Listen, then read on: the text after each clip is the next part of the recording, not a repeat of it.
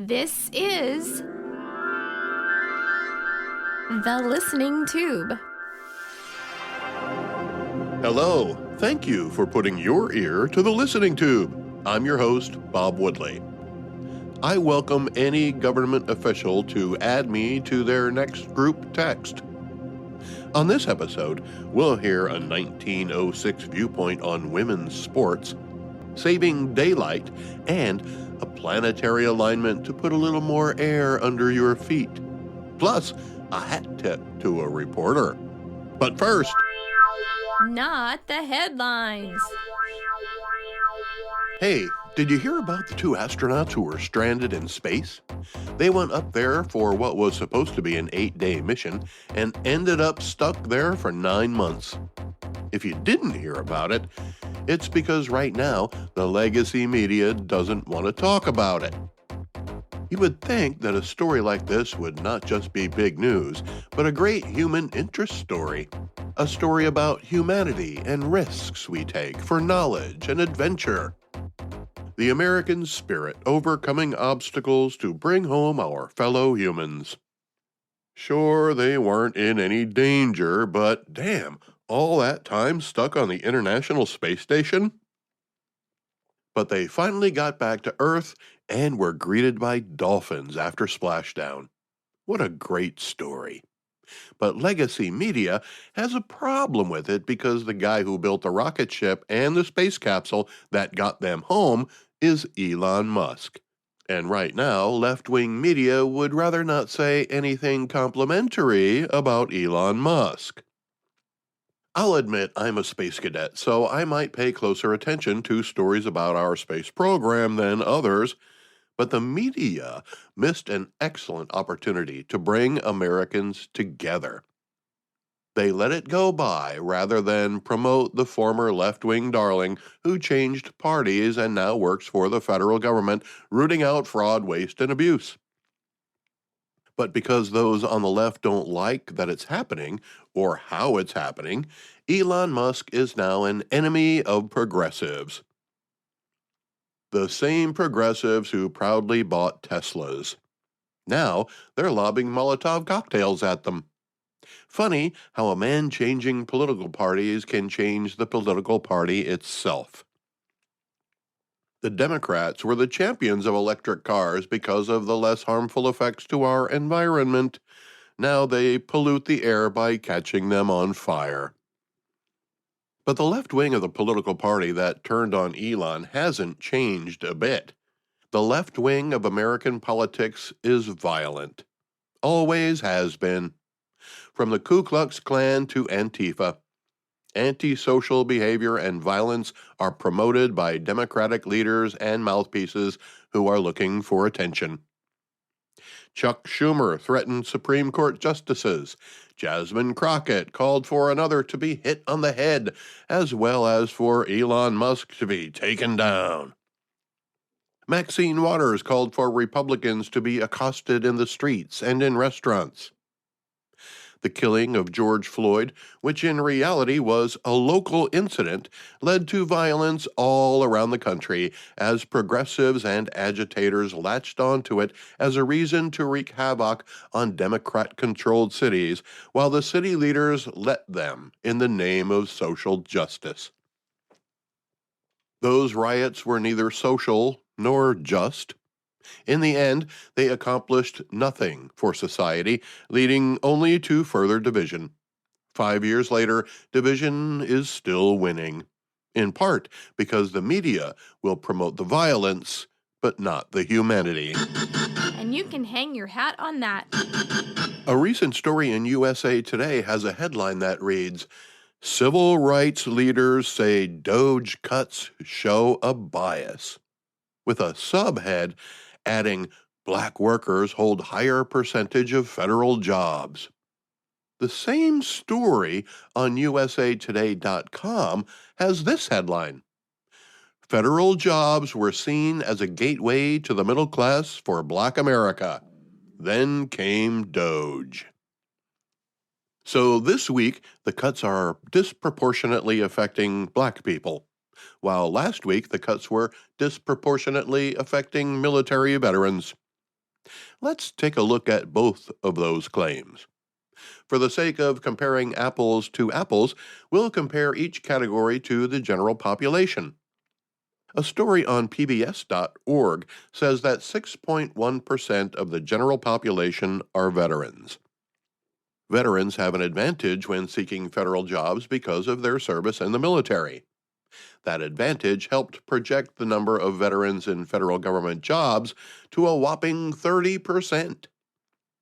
When it comes to black people, who make up about 12% of the overall population in America, hold an average of 19% of federal government jobs.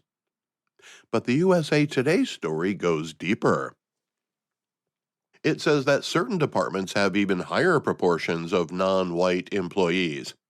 Examples given include the Departments of Education and Housing and Urban Development, which boast 36% black employees. The Small Business Administration is 33% black, and both the Social Security Administration and the Treasury Department are 29% black. All of those ratios are at least double and as much as triple the general public. So when the media claims that federal government layoffs are affecting black people disproportionately, that's correct. But only because the number of black government employees was disproportionate to begin with. Additionally, even the worst-case scenario, such as the Departments of Housing and Urban Development and Education, of which 36% of employees are black, the majority of those affected are still white. 64% of them. What's not taken into account here is what color skin the affected veterans have. We can assume that the ratios are similar to the general population, but that might be incorrect knowing what we know about the distorted ratios among government workers. If the number of government workers wasn't disproportionate to begin with, the layoffs would not be disproportionate either. So who's really affected the most? Well, white people. And that makes sense because a majority of Americans are white. Those ratios, too, are changing, but that's where they stand right now. But the media wants you to believe that what the government is doing is somehow racist. Well, not just somehow racist, but intentionally racist, with a goal of disproportionately affecting black people. That's clearly not the case, but by putting the idea out there, the media hopes to sow doubt and discontent and even civil disobedience. Since the general public didn't come up with the idea all by themselves, we'll give them a reason to complain. As I mentioned earlier, this story had two different headlines. First, civil rights leaders say DOGE cuts show a bias, with a subheading adding black workers hold a higher percentage of federal jobs. Knowing what we know now, I think it's safe to say the civil rights leaders who claim DOGE cuts show bias are wrong.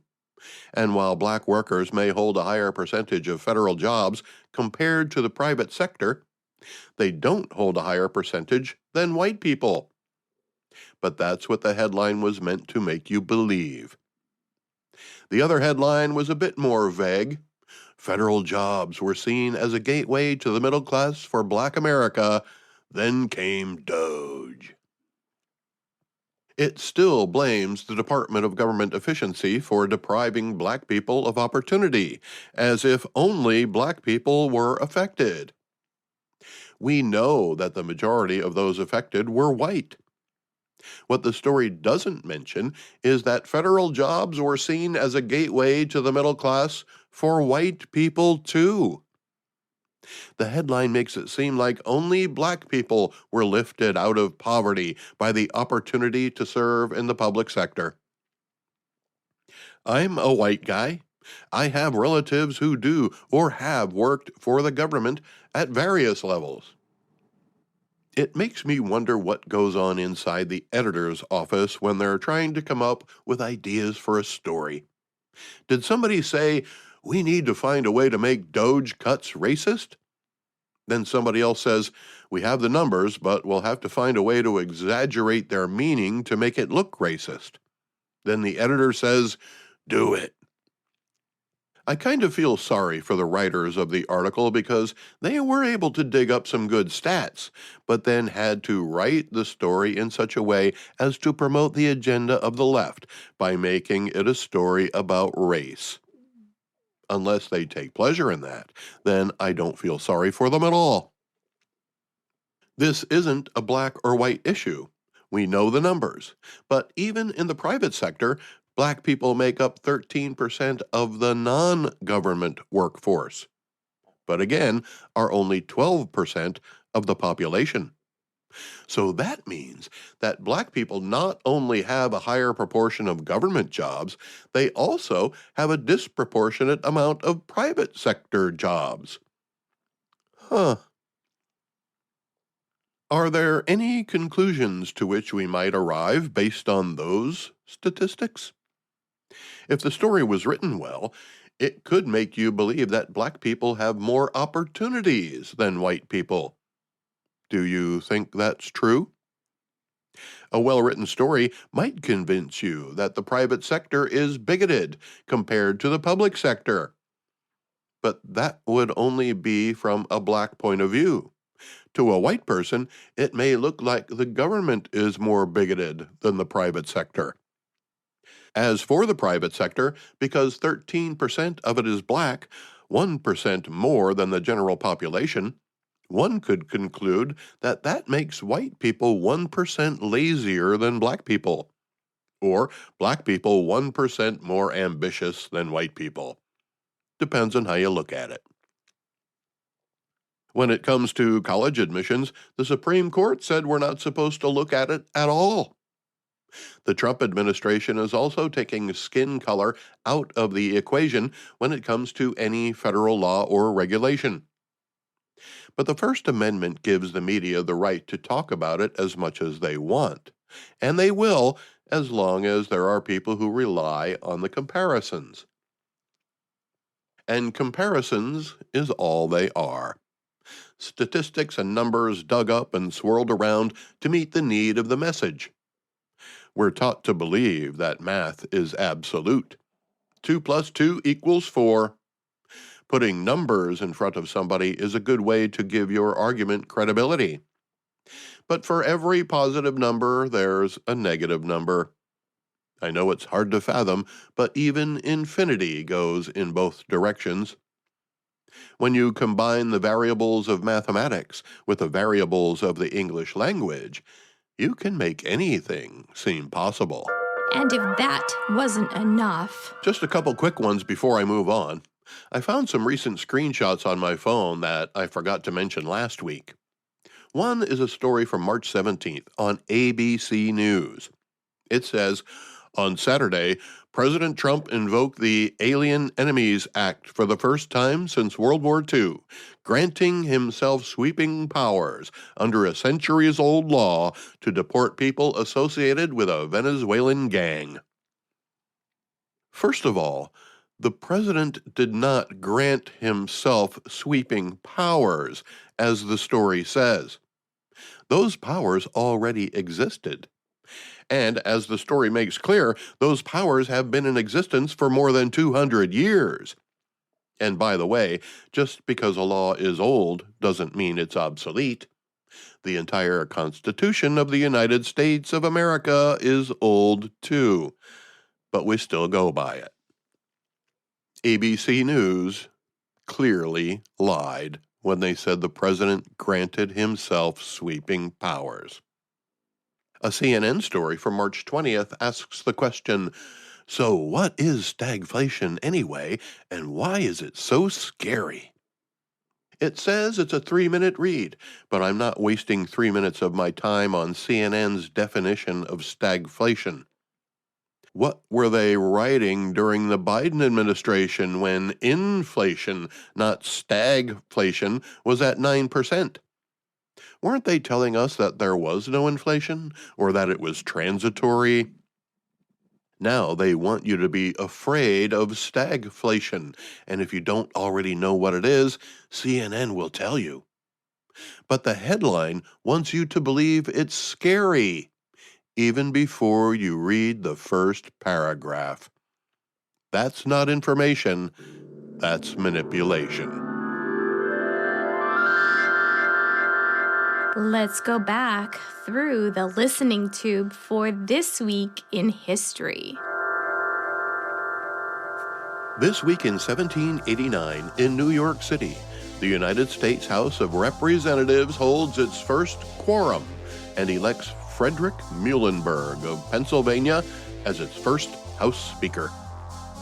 Today, Fred has a college named after him, Muhlenberg College in Allentown, Pennsylvania. Muhlenberg was my first home away from home.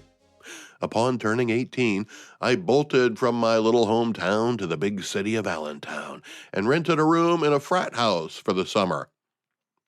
The former site of Sigma Phi Epsilon is now an environmentally sustainable building, which I talked about on a past episode of the Listening Tube. Although I never went to school there, I was the disc jockey on duty when the college radio station, WMUH, upgraded from mono to stereo. I'll bet that information isn't even in the record books there. Sadly, I lost my ability to hear in stereo 5 years ago, but I still remember what it sounds like. The 1900s. This week in 1906, from the pages of Chronicle of the 20th Century. In a speech on March 30th, Dr. Dudley Sargent, physical director at Harvard University, cautioned women against playing any contact sports. He said, "Let woman rather confine herself to the lighter and more graceful forms of gymnastics and athletics, and make herself supreme along these lines as she has already done in aesthetic dancing. Let her know enough about the rougher sports to be the sympathetic admirer of men and boys in their efforts to be strong, vigorous, and heroic." While ladies have been in tennis and competing in swimming, gymnastics, and bicycling events for years now, some younger women have taken to playing much rougher sports, such as basketball. Today, women play basketball. Women box with each other. High schools have girls' wrestling teams now. But they still can't and should not be forced to compete against men. But if they want to, that's fine. There was a time when I wouldn't go out with a woman unless she was able to kick my ass, outdrink me, and I could take her home to meet my mom. I know, those are pretty high standards, but you got to set the bar somewhere. This week in 1917, the United States takes possession of the Danish West Indies after paying $25 million to Denmark and renames the territory the United States Virgin Islands. So, the United States bought the Virgin Islands from Denmark. Huh. You know what else is controlled by Denmark?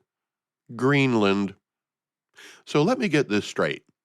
Denmark will let go of Caribbean islands where the weather is almost always warm and sunny, but they hesitate to let go of an island covered in snow. I know that's a simple way to look at it, but come on. Maybe President Trump will trade back the Virgin Islands for Greenland. Wouldn't hurt to ask. This week in 1918, daylight savings time goes into effect in the United States for the first time. Invented by Germany and originally called wartime, daylight saving time seems to become less popular every year. But I'm going to go out on a limb here and say most of the people complaining are people who have early morning television programs. They're worried that once or twice a year they might show up an hour early or an hour late for work. Personally, I like the idea. I enjoy having more light in the evening during the summer. There are places in America that don't observe daylight saving time. The state of Arizona, as well as the Indianapolis, Indiana area, don't bother with it. Although I claim I'm not into time, man. The truth is, incorrect clocks bother me. I don't wear a watch. If you ask me what time it is, I might ask you if you mean what time is it now, or what time was it when you asked me. Suddenly, they don't care what time it is anymore. Daylight saving time, standard time, double 4 time. Although time is based on the movement of our planet in relation to the sun and moon, it's still a human concept, so we can reinterpret it anytime we like.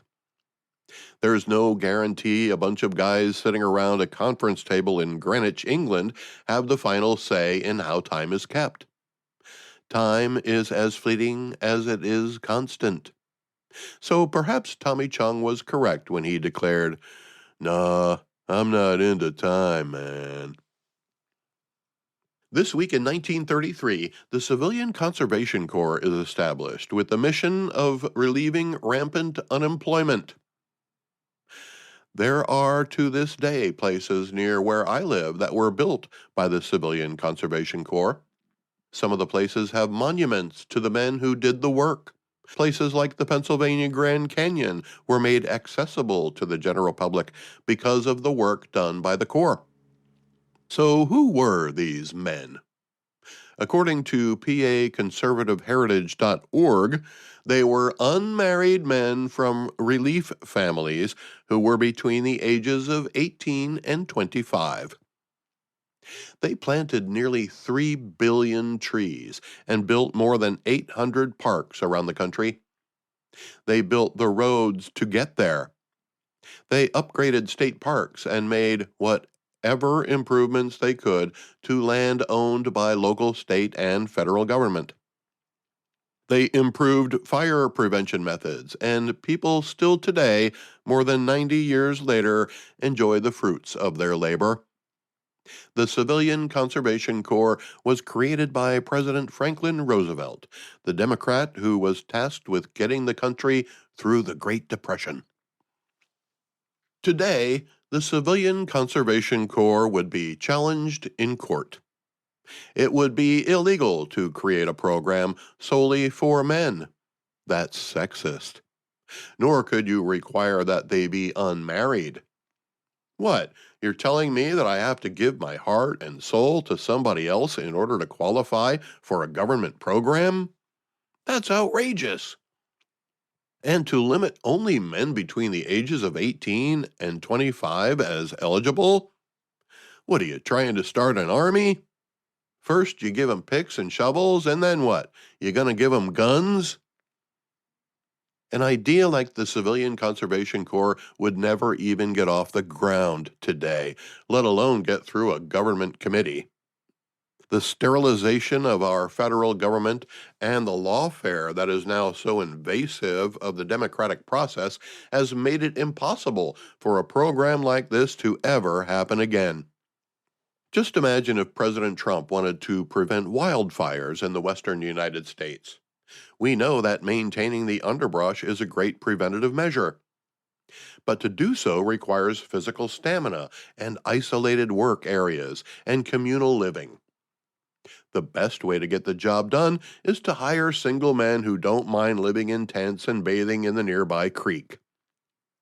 But it's illegal to be that specific when hiring for any job, be it the public or private sector.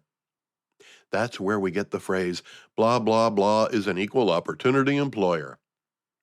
So even though you know exactly who you need to get the job done, you're not allowed to say so if it means a particular age or sex of the applicant.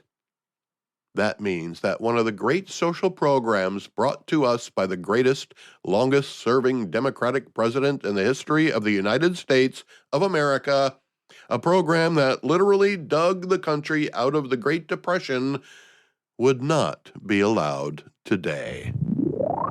Well, that can't be right. This week in 1970, President Richard Nixon signs the Public Health Cigarette Smoking Act into law, requiring the Surgeon General's warnings on tobacco products and banning cigarette advertisements on television and radio in the United States starting on January 1st, 1971. I'm old enough to remember cigarette commercials on television. Plus, I'm also an advertising nerd, so I even remember some of the ads themselves. Winston tastes good like a cigarette should. Some would rather fight than switch. Every guy wanted to be like the Marlboro Man. Many radio and television programs were sponsored by cigarette brands in the decades prior to the 1970s. There are fewer smokers today. People have become more aware of the dangers of smoking. Many places have restrictions on where you may or may not smoke, including laws and ordinances. Sadly, the one thing that's shrinking the number of smokers is that more of them are dying than taking up the habit. I smoked cigarettes for more than 40 years. I got to the point where I couldn't laugh out loud without coughing. I love to laugh. I think it's been about 7 years since I quit. I don't know. It might be longer. I no longer desire to smoke a cigarette, but there was a time when I couldn't imagine myself without one. This week in 1972, actor Charlie Chaplin returns to the United States for the first time since being labeled a communist during the Red Scare in the early 1950s. It wasn't long after World War II, and there was a fear that communists from Russia or China were trying to infiltrate our government. Naturally, they would try to do that with the help of the media, which at the time was the movie industry as well as the new television networks. Senator Joseph McCarthy led the charge to purge commies from the ranks. Charlie Chaplin was among those accused by the Republican of conspiring with the Soviet Union. Today, the Hollywood celebrities who are sympathetic to socialism are voluntarily moving out of the country. They have nothing to fear, and nobody cares what political values they have. There is no Senator McCarthy today, and in fact, the original Senator McCarthy was eventually censured by his colleagues. Today, the Red Scare comes from the left, not the right. It's the Democrats who keep crying wolf about how President Trump is Putin's lapdog. It was the Democrats who created the whole Russian collusion hoax. The Democrats seem to have a deep-rooted fear of Russia, but don't seem to have a problem transferring that fear to the rest of us when it suits their needs. This week in 1976, the Jovian-Plutonian gravitational effect is first reported by British astronomer Patrick Moore. What in the world is the Jovian-Plutonian gravitational effect? I'm going to look that up. He's going to look it up. He's really going to do it. I want the truth. You can't handle the truth. Yes, the Jovian-Plutonian gravitational effect. Of course. British astronomer Patrick Moore was the most visible of all the British astronomers at the time. He had his own television show about space. When he told you something, you were inclined to believe it. That's why when he got on the radio and told listeners that the planetary alignment of Jupiter and Pluto would affect gravity here on Earth, people had no doubt it was true. He even noted the day and exact time this phenomenon would happen and how it might affect those of us who live here. So it was precisely at 9:47 a.m. Greenwich time that Patrick Moore encouraged people to go outside and jump in the air for the opportunity to stay up there a little longer than you normally would. And people did. They went outside and jumped into the air to experience this odd planetary effect. Hundreds of people then called the BBC to confirm that they had indeed stayed up in the air longer than normal. There was even a report that a woman and 11 of her friends wafted from their chairs and orbited gently around the room, according to Wikipedia. But soon, people began to realize that the moment of 9:47 a.m. was also on April 1st, 1976. The whole thing was a hoax, but it just goes to show that if the right person tells you something, you'll believe it. The listening tube will return at the speed of sound. Send email to thelisteningtube@outlook.com. I created the listening tube because I didn't like the way the news had changed into something else. The media has proven itself to be less than trustworthy, especially when it comes to the Trump administration. But I saw something I liked this week. Jeffrey Goldberg, editor-in-chief of The Atlantic, was somehow included on a group text with high-ranking government officials about plans to attack the Houthi rebels in Yemen. As you may have heard, those attacks were carried out, crippling rebel communications and armaments. Less than 100 people had been killed. The barrage continues, so far about 2 weeks. But 10 days in, Jeffrey Goldberg spilled the beans. He let it be known that he had been watching the conversation the whole time. He said he wasn't sure if it was real, but then the bombs started dropping. What a thrill it must have been to be able to get an inside look at how that sausage was being made. A reporter's dream come true. All the years of making contacts, all the years of trading phone numbers with people who might come in handy later finally paid off. This reporter was able to go where no reporter has gone before. He must have thought he hit the lottery when he realized who was on that group chat. All the top people in the Trump administration, sans Trump himself. This conversation was going on outside of the president's view. That's why, when the president was asked about it shortly after the story broke on Monday, he didn't know about it. The president was caught flat-footed, and I'm sure he wasn't happy about it. In fact, I wouldn't want to be the first person on the other side of the door when he left the podium that day. So the first question is, how did this happen? Well, initial reports seem to lay the blame on the shoulders of the president's national security advisor, Mike Waltz.